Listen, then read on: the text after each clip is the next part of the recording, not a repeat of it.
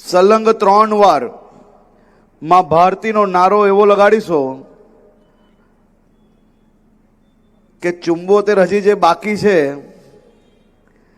તેના પગ તો ધ્રુજવા જ જોઈએ ભાઈ. કારણ કે આ 74 માંથી એક બી વ્યક્તિ એવો નહીં હશે જે માં ભારતીનો નારો લગાડવા માટે તૈયાર હોય. તો આપણે સૌ એક સાથે બોલો, ભારત માતા કી, ભારત માતા કી, ભારત માતા કી.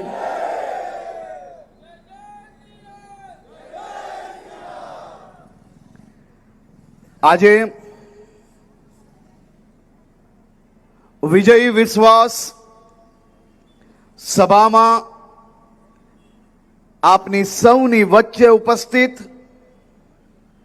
વડોદરા શહેરનું નેતૃત્વ અને વડોદરા શહેરના સૌ નગરજનો, હું આપને 2 હાથ જોડીને વંદન કરીને અભિનંદન આપવા આવ્યો છું.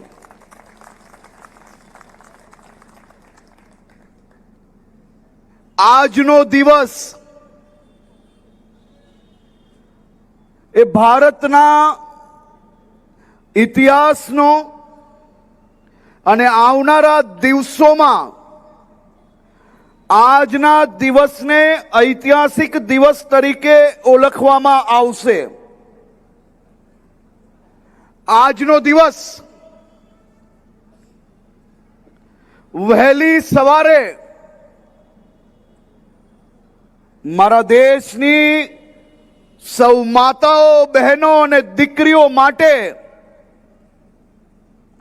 નેતૃત્વનું એક નવું સૂર્યોદય આજના દિવસે આપણા દેશની અંદર આવ્યું છે.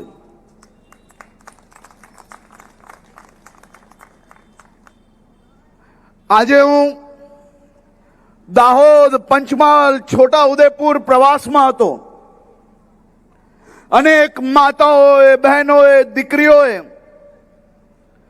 પ્રધાનમંત્રી શ્રીને આ ઐતિહાસિક અધિનિયમની બદલ આશીર્વાદ આપ્યા છે, અભિનંદન આપ્યા છે.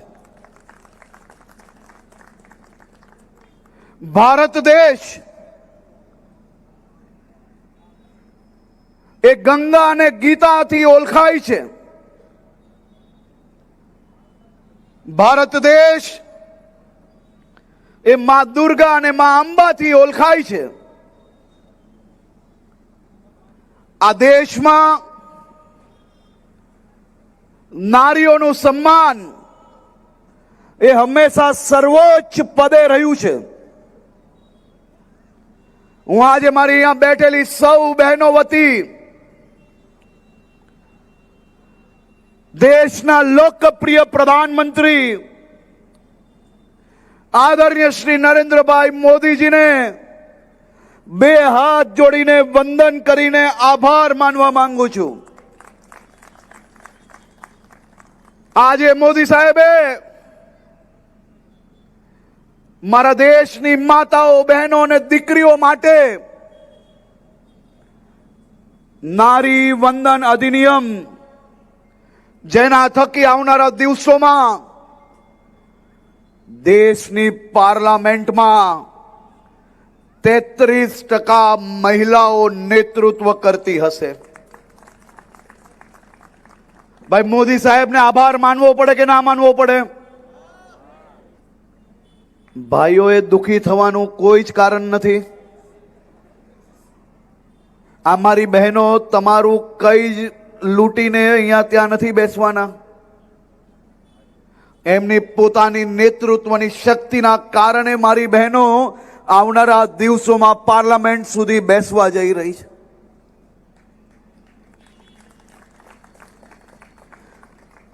મારે આજે આ વડોદરાની ધરતી પરથી કોંગ્રેસ અને કોંગ્રેસના ટોળાઓને એક સવાલ પૂછવો છે. જો રાહુલ ગાંધીની બહેન પ્રિયંકા ગાંધી सांसद બની શકે, જો અખિલેશ યાદવના પત્ની ડિમ્પલ યાદવ સાંસદ બની શકે,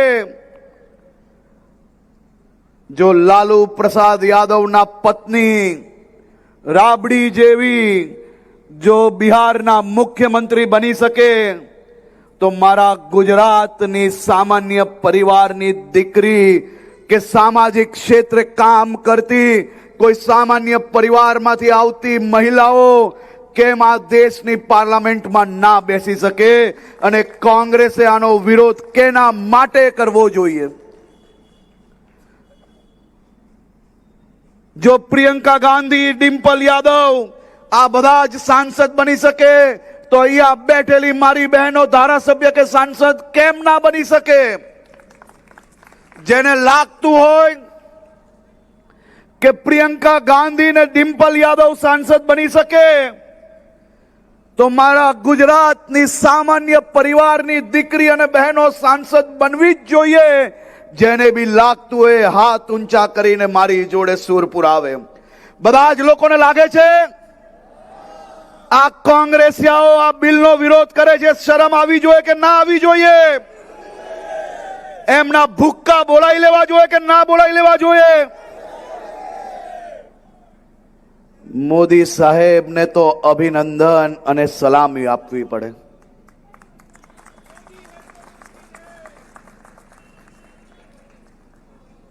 એમની વાત જ અલગ છે ભાઈ. તમે વિચારો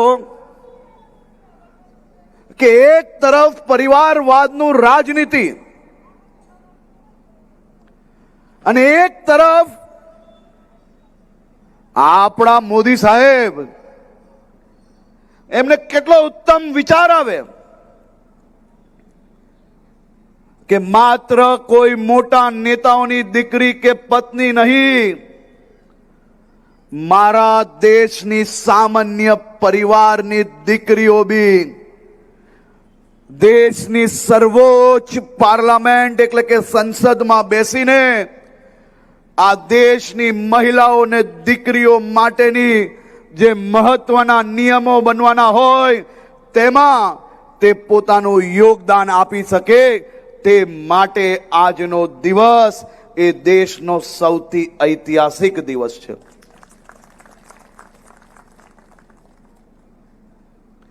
આજે વડોદરા શહેરના આટલી મોટી સંખ્યામાં નગરજનોને મળવાનો અવસર પ્રાપ્ત થઈ રહ્યો છે. મારે તમને સૌને અભિનંદન આપવા છે.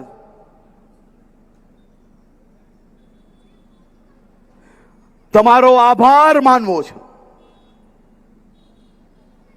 કેમ કે ગુજરાતની જનતા અને ભારતીય જનતા પાર્ટી, ગુજરાતની જનતા અને ભારતીય જનતા પાર્ટી એ આ દેશનું નહીં પરંતુ દુનિયાનું સૌથી મોટું સહકુટુંબ છે. અને એ સહકુટુંબ વર્ષો વર્ષથી આ રાજ્યના હિતમાં રાજ્યના નાગરિકો સાથે મળીને આપણું રાજ્ય દેશનું નંબર 1 રાજ્ય બન્યું. તેની સૌથી પહેલા કોઈને અભિનંદન હોય તો આ રાજ્યના નાગરિકોને અને ભારતીય જનતા પાર્ટીના પ્રત્યેક કાર્યકરોને. હું મારા ભારતીય જનતા પાર્ટીના કાર્યકર્તાઓને અભિનંદન અને આભાર માનવા આવ્યો છું. અહીંયા બેઠેલા પહેલી હરોલમાં જેટલાય નેતાઓ છે ને, મારા શીખે આ બધા તમારી ગેરંટીઓ ઉપર વડોદરાની મ્યુનિસિપલ કોર્પોરેશન સુધી કે ગુજરાતની વિધાનસભા કે દેશની સંસદ સુધી પહોંચતા હોય છે. કારણ કે તમે જે લોકો છો કે જે પોતાના બૂથમાં રાત દિવસ એક કરીને ભારે વરસાદ હોય કે ઠંડી હોય, તમારા ઘરમાં પરિવારના કોઈ કાર્યક્રમો હોય કે સામાજિક કાર્યક્રમો હોય, જો તમારા બૂથમાં કોઈ નાગરિકને નાની મોટી કોઈ બી તકલીફ પડે ને, તો તમે બધું છોડીને એની જોડે ઉભા રહો છો ને.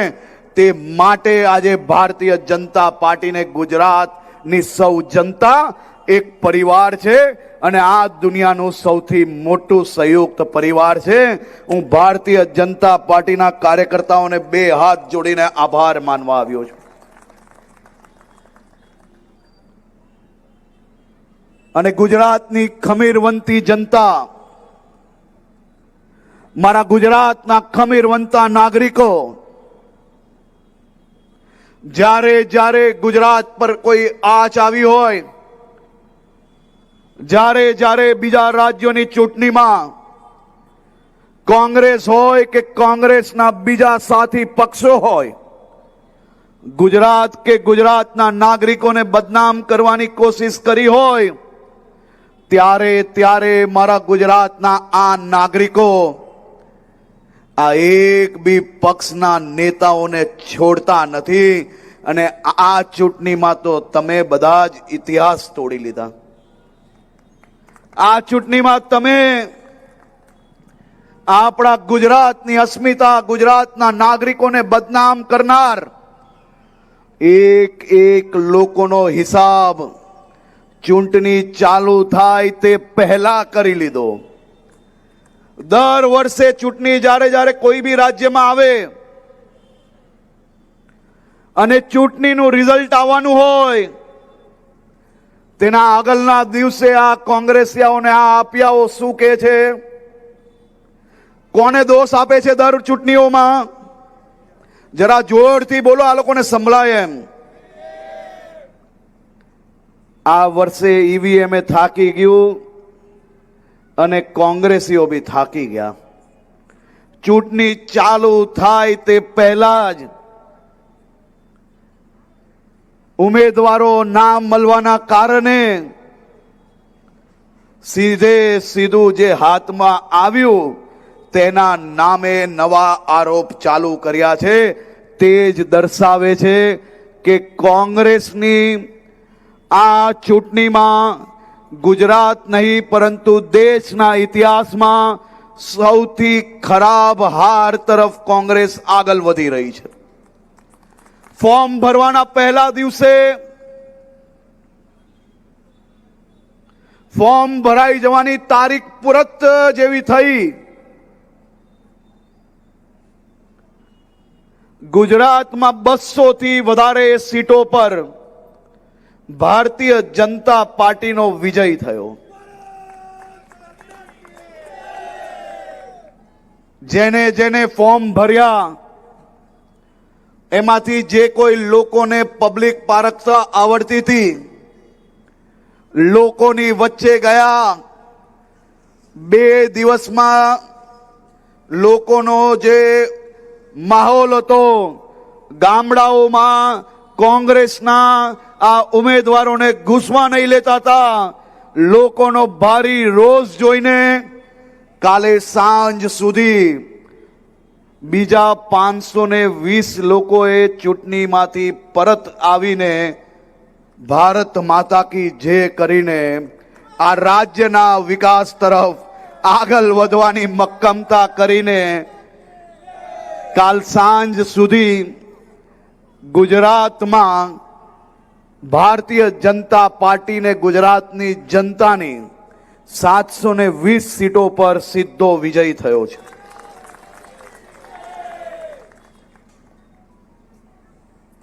720 થી ચાલુ થઈને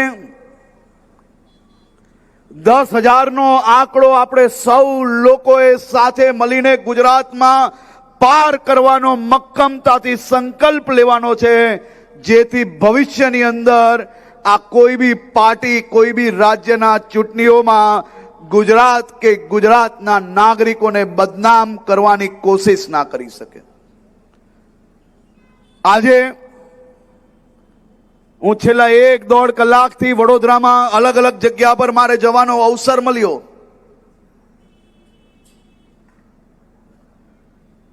અનેક ચૂંટણી કાર્યાલયો રસ્તામાં આવી,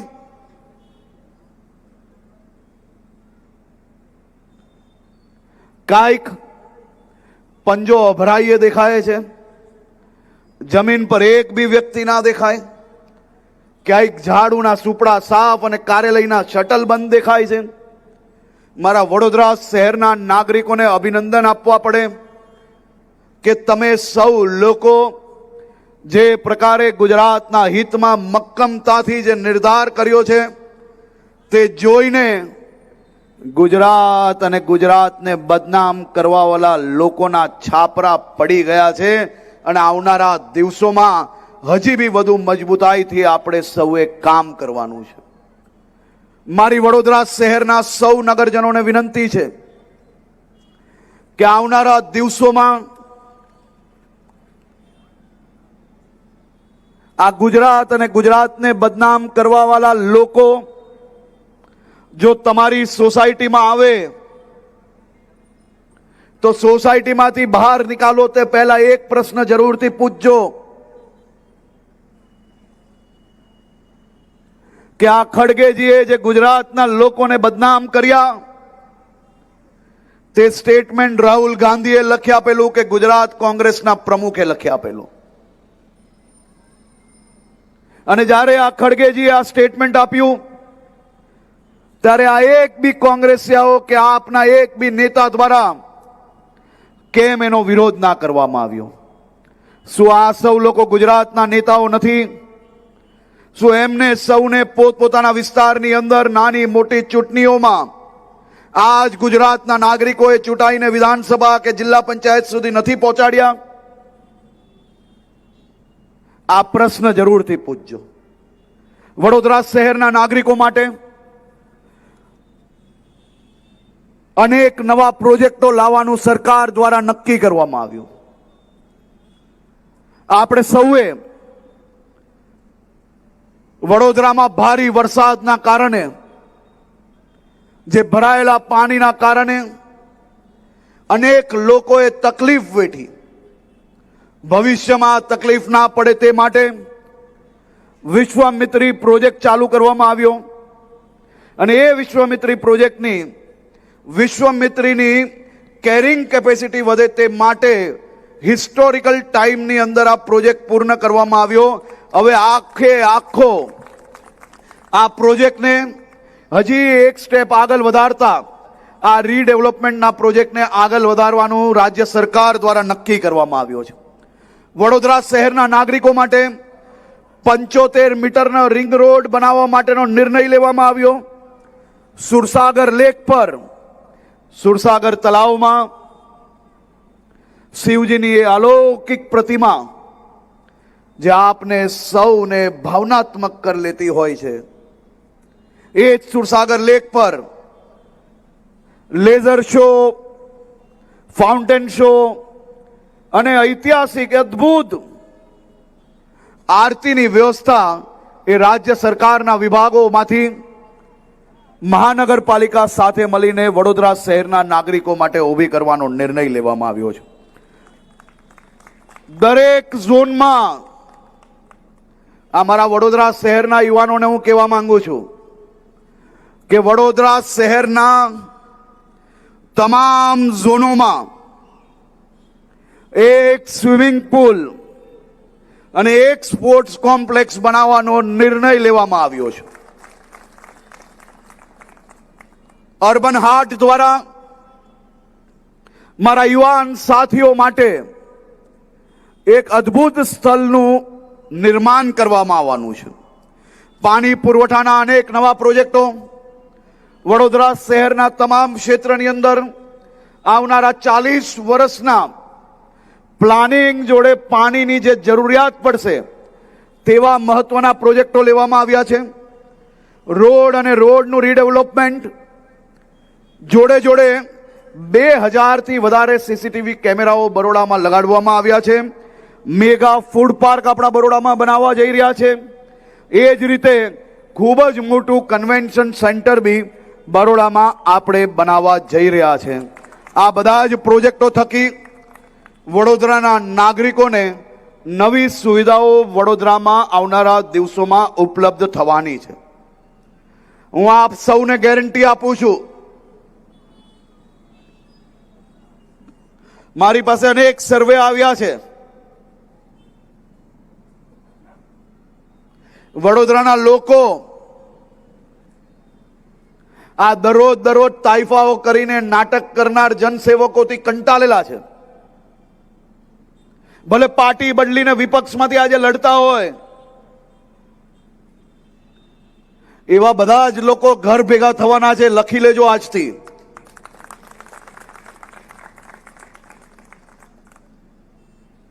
અને પરિસ્થિતિ એવી છે કે જ્યાં જાય છે ત્યાં લોકો સવાલ પૂછે છે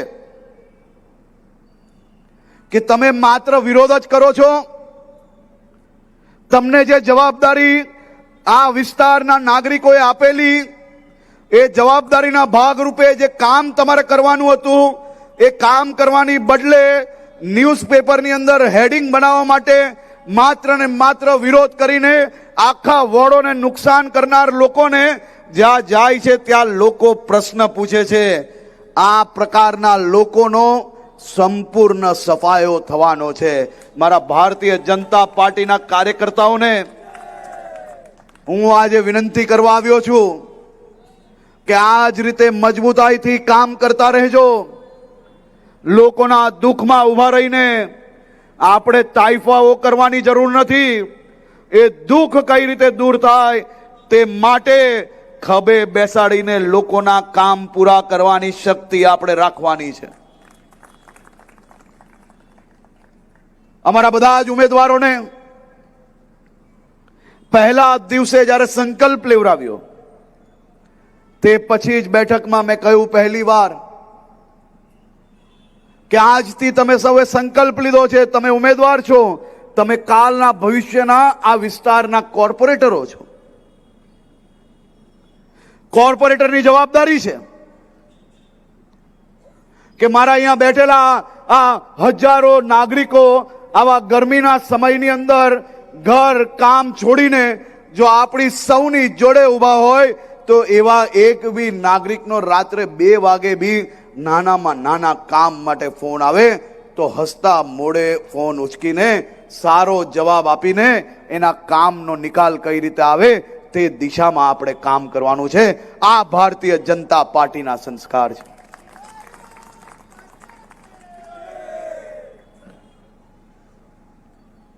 આજકાલ આ કોંગ્રેસિયાઓના પેટમાં બહુ દુખે છે અને દુખવું બી જોઈએ, કારણ કે આ કોંગ્રેસીઓથી આખું ગુજરાત કંટાળેલું. એ કોંગ્રેસીઓ હવે અમારા મજબૂત કામોના લીધે અમારાથી કંટાળેલા છે અને થાકવા જ જોઈએ. મારા બરોડા શહેરના નાગરિકો આજે મને કહે કે અશાંત ધારાને મજબૂત કરવો અને આપણા ક્ષેત્રોને સુરક્ષિત રાખવા તે ખોટું કામ છે. અશાંત ધારાને મજબૂત કરવો જોઈએ કે ના કરવો જોઈએ? તમે જ મને કહો. જરાક જોરથી કહો તો જ સંભળાશે. અને આ અશાંત ધારાને મજબૂત કર્યો તેમાં કોંગ્રેસીઓ કેમ ઉપર નીચે થાય? મારે મારા રાજ્યના નાગરિકોના હિતમાં કામ કરવું કે આ કોંગ્રેસીઓને કટકી મળતી હોય પરમિશન લાવવા માટેની એ કામોને એમને કઈ બી કરીને બંધ કરાવવા? આ અશાંત ધારાની અંદર મુખ્યમંત્રી શ્રી ભૂપેન્દ્રભાઈ પટેલના માર્ગદર્શનમાં વિધાનસભાના બજેટ સત્રમાં અશાંત ધારાને બિલકુલ મજબૂત બનાવવામાં આવ્યો છે. આવનારા દિવસોમાં વિસ્તારોની અંદર આ પ્રકારના કોઈ બી ષડયંત્ર રચવાનો પ્રયાસ કરશે તો એને હજી વધુ કડકાઈથી કામ કરવામાં આવશે, કામ લેવામાં આવશે. મારા વડોદરા શહેરના સૌ નાગરિકોને આજે વિનંતી છે કે કોઈ એક બી વોર્ડ એવો ના હોવો જોઈએ, કોઈ એક બૂથ એવું ના નીકળવું જોઈએ કે જ્યાં આ ગુજરાત વિરોધી માનસિકતાના પક્ષવાળા એક બી બૂથમાં એમનો વિજય ના થવો જોઈએ. ત્યારે જ એમની માનસિકતા બદલાશે. મારી આજે આપ સૌને વિનંતી છે કે તમારા ઘરમાં જો વડીલો જે હોય ને, આ ખાસ કરીને મારી ઉંમરના યુવાનોને હું કહેવા માંગુ છું, અહીંયા કેટલા વડીલો એવા છે જેને કોંગ્રેસનું શાસન જોયું છે? જરાક હાથ ઊંચા કરે. કાકા તમારે તો વાલ બી નથી બચ્યા, તમે નહીં જોયેલું?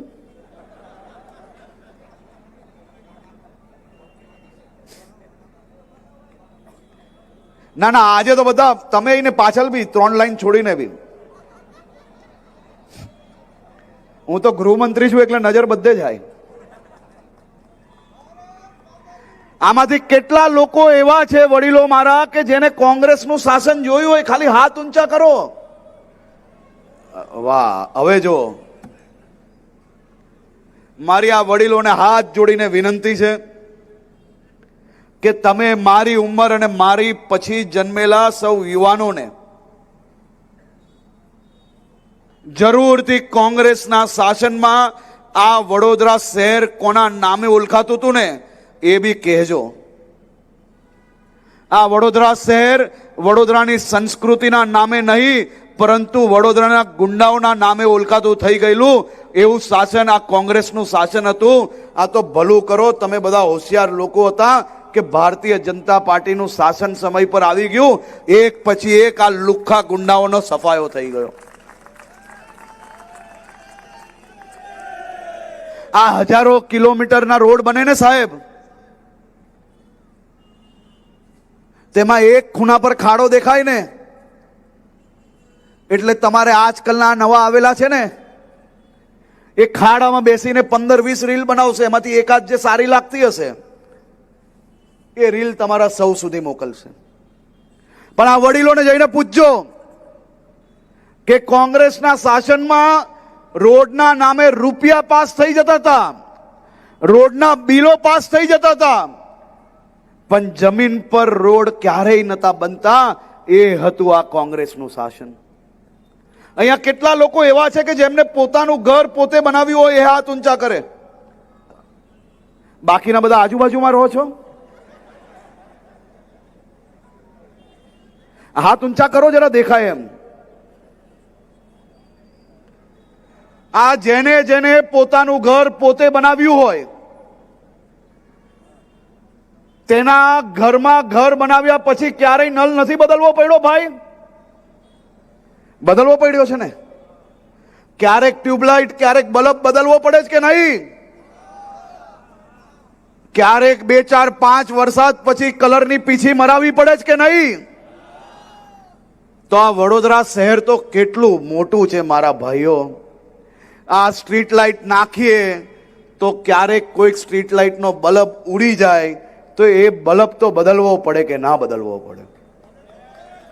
પણ સ્ટ્રીટ લાઇટ નાખી છે એટલે બલ્બ બદલવો પડે છે. હવે મારા એક કોંગ્રેસના મિત્ર મને એમ કે અમારા સમયે તો આવા કોઈ વાંધા આવતા જ નતા. મેં એને કીધું ભાઈ તમે ભલા માણસ સ્ટ્રીટ લાઇટ જ નહીં નાખતા તો બલ્બ ક્યાંથી તમારે બદલવો પડે?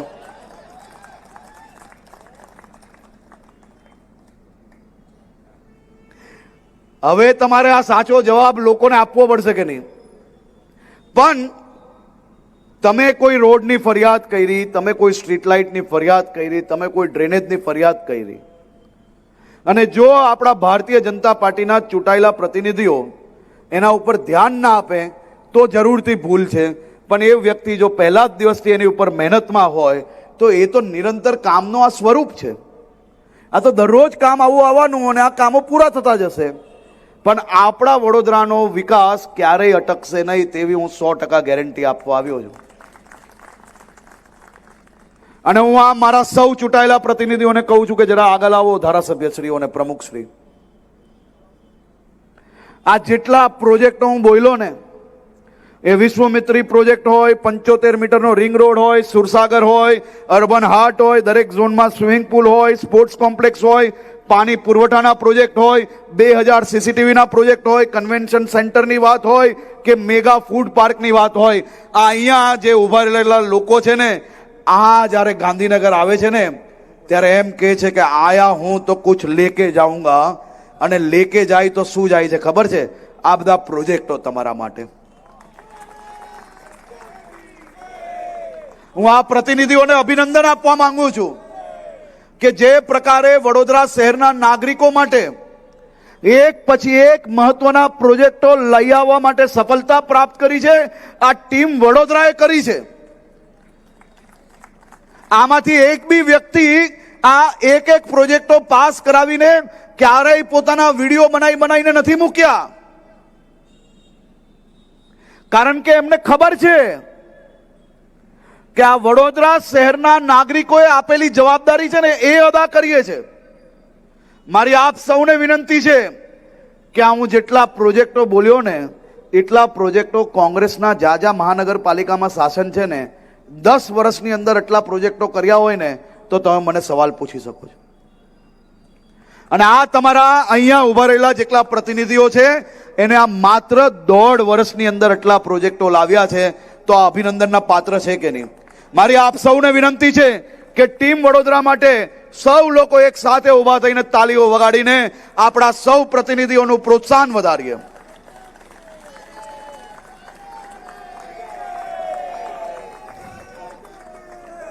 હું મારા ટીમ વડોદરાના સૌ સાથીઓને અભિનંદન આપું છું. ટીમ વડોદરા એટલે અહીંયા ઉભા રહેલા લોકો એટલા જ નહીં, ટીમ વડોદરા એટલે તમે બી સૌ આવી જાઓ છો. તમારા માટે અમે ઉભા છીએ અને અમારા માટે તમે ઉભા છીએ. આવો આપણે સૌ સાથે મળીને વડોદરાના વિકાસની ગતિ વધુ વધારીએ. આપણે સૌ સાથે મળીને